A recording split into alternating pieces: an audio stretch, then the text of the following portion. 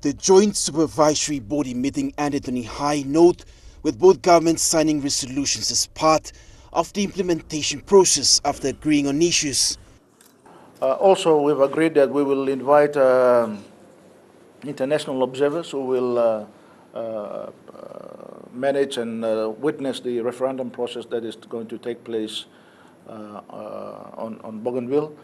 And we plan to appoint a internationally recognized person to chair this process, either one of the prime ministers, referendum commission, one of the former prime ministers of a Commonwealth-related countries, which will be consulted and will be announced very, very soon. Also, I want to thank the President and his team for the continued understanding about the drawdown of autonomous powers from the national government. That is ongoing and continuing. Most of the functions have already been transferred.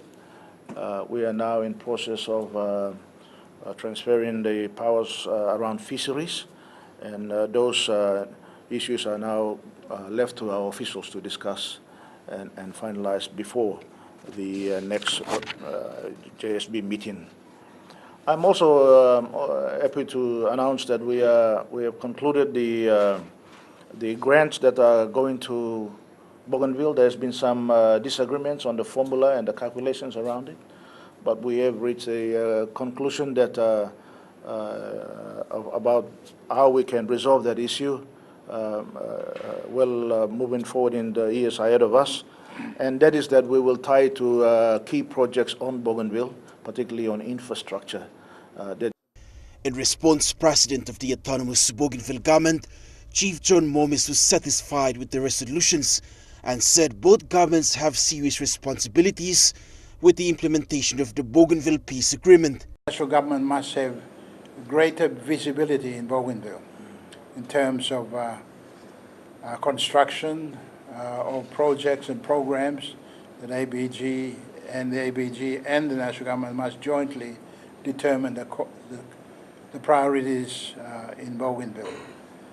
And I think we will, from now on, also have more political dialogue between members of National Parliament, the ABG Parliament, bureaucrats from both sides, and, of course, with the great awareness that we want to create in Papua New Guinea and Bougainville, there will be a much better understanding and support for this process, which will be a world-class achievement if we get it right.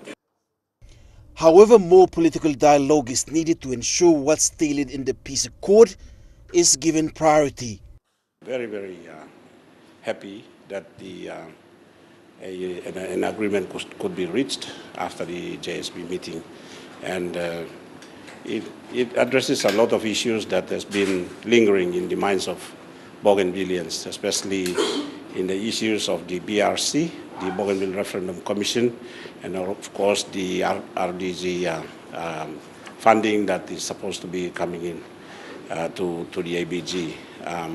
So this, is a very, very important breakthrough, taking into account that there hasn't been a JSB for the last few years. And the two principal agents of the two governments, national and ABG, Prime Minister O'Neill and President Momis, agree and are satisfied with the agreement. And then, as with every agreement and every policy, the key to any of these things is implementation.